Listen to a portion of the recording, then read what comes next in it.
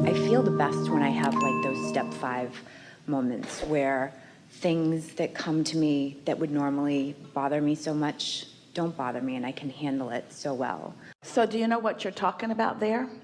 You know what she's talking about? Step 1 is contrast helps you to launch rockets. Step 2 is source sees your rocket, understands it, and becomes the attraction point of it. Step 3 is you find a way to quiet your mind so you're not doing that thing that doesn't let you in on it, and you let yourself in on it. So you feel good, first of all, and then you begin witnessing the results of your alignment. Step 4 is you're just really good at step 3. That sounds funny, but step 4 is really the mastery of step 3. Step 5 is you're so practiced at segment intending, you're so practiced at meditation, you're so practiced at calibrating your own alignment that when something unwanted comes into your awareness, as you knew it would when you decided to come into this physical body, it doesn't throw you off kilter. It doesn't put you out of balance. It doesn't shake you up in any way. Instead, you know, oh, here's a little piece of contrast that is helping me to identify with greater clarity what I want. It's contrast that I don't think I would have chosen, but the fact that it's here is all right because it's giving me information, because there's no ending to creation, no ending to it. There's always going to be more to choose from and more contrast to consider. And so when you know that, so you don't freak out over the contrast, then you take pleasure in the contrast in the same way that you take pleasure in a buffet that includes things that you're not planning to eat. You don't freak out and insist that they take all that stuff away that you don't eat. You just choose around it because you're good at this. You're not out of control. You have control of your vibration, and you know it, and it feels good to you. Mm-hmm. So I guess my question is, you know, even with meditation, when there's things that happen that are just out of your control, and, you know, big things, deaths, or, you know, things that might happen to children, it's difficult to stay in that, you know, alignment. What would you recommend aside from meditation? Well, we would recommend that you stop saying that it's difficult. We'd recommend that you do a different segment intending. What you basically just did was to take your notebook and you just said, I feel sadness over many things I see. And if you're really segment intending, if you're really wanting to merge yourself with your inner being, which is the ultimate step 5 moment, then your sentiment would be something like, there are unwanted things amidst many wanted things. And I love focusing on the wanted things no matter what. There are so many more things wanted than unwanted in every moment in time for everyone. I love the sensation, you already said that, of being in such sync with my inner being that I'm seeing the world through the eyes of source. The only thing that produces and perpetuates satisfaction is knowing what you want and moving toward it. And knowing what you don't want and moving toward that produces the opposite. So there's satisfaction and dissatisfaction potential in every moment of focus. And so you said something just now that a lot of people say. Many people believe it because they say it over and over and over again, so they really believe it. We don't do that. We don't believe that. We don't say that over and over. And what you said is, there is so much that I can't control. What we would say instead of that is, I am not here to control anything that anyone is doing. I'm here to control my response to whatever comes into my experience. The only thing I am here to control is my vibrational relationship with my inner being.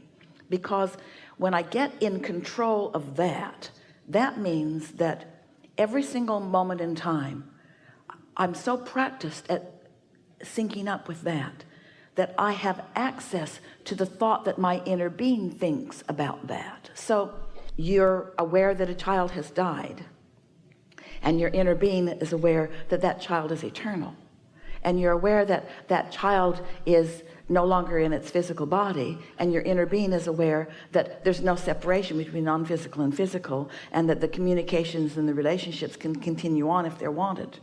or you see someone suffering and you think, oh, it's a terrible situation that's causing that person to suffer, and your inner being is thinking, this person is merely temporarily depriving themselves of the pleasure of alignment, and that could change as quickly as they take the stick out of the wheel. When you give yourself the knowledge-based ability to hook up with your inner being and what your inner being knows about every situation, then, and really only then, are you the person in this body, in this time and space, in the way that you intended as you came. Not one of you said, I'm coming, but I'm not going to use my guidance system, and I'm not going to hook up with my greater knowing. So I'm going to follow the herds, and I'm going to disconnect myself from my true nature of who I am. So I'm going to feel insecure instead of secure, and I'm going to live in poverty instead of in abundance, and I'm going to live in hatred and meanness instead of love. Not one of you said that. And yet what you do perpetuate as a mass consciousness is sometimes those things happen and I just can't help it. And we proclaim that is not true. You can help it. Situations do not have to control your emotions. Your emotions can control your relationship with situations, you see. But you got to get the horse before the cart. As you begin this process of segment intending, have we hooked you on it a little bit? As you begin this process of segment intending, what you're going to notice is, in a very short period of time, as you said, just by the way it shows up in your life experience, you're not going to be willing to let go of this powerful tool. You're not going to be willing to let it be a crapshoot or potluck. You're not just going to blunder into your days and whatever happens, happens, and then you lick your wounds and go home and hope for something better tomorrow. Instead, you're going to get so good at getting out ahead of it, and you're going to revel in how quickly things happen that are of benefit to you. Esther, before she came down, she's coming through the back way, and she took a trial run last night, and it's always a little confusing because there's lots of hallways and it's weird back there. An elevator to one floor, and then a little walking, and then to another floor, and so on. And so she sat right before she walked out the door, and in her notebook she wrote, now it seems silly to write a segment about something that's going to only last 5 minutes, but Esther wrote, I really like being in the hallways of these hotels and acknowledging all of these lovely people that make these places work. I adore the feeling of appreciation that I feel as I witness so much going on that most people don't get to see. I love the feeling of we're all in this together, and I so appreciate these people behind the scenes. And I am anticipating a really fun interaction as I moved to the hotel room. And so first thing that happened was she couldn't remember what floor she was supposed to get off on. But when she got to the elevator, a nice man said to her, who works behind the scenes, this is the service elevator. And Esther said, I know. They told me I could use it, but I've forgotten where I'm supposed to go. So he got on and showed her. It was so nice. And Esther knows she just rendezvoused with the information that she needed. And then she met him every segment of refreshment. Every time she went back, there he was to show her where the bathroom was. And, oh, wait a minute, you're going the wrong way. He was like he'd been assigned by the universe to watch out for her.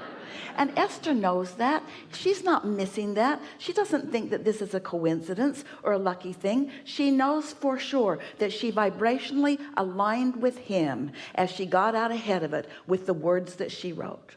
They have a heart connection that goes far beyond what either one of them would deserve to have from each other in this brief little interaction that they're having in time. In other words, this is a big deal, this relationship that she has with this sweet young man who is behind the scenes, who for some reason just feels like going over there every time Esther needs him over there.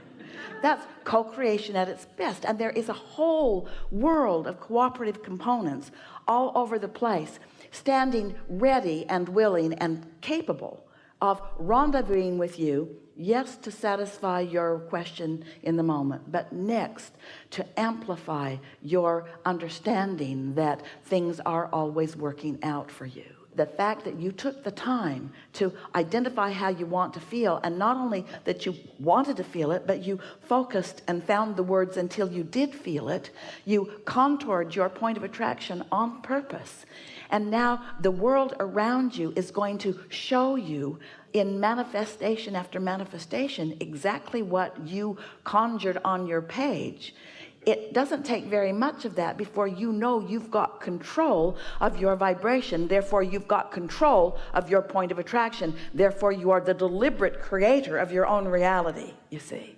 And oh, can you imagine how your inner being feels when you start receiving the messages that your inner being is offering constantly?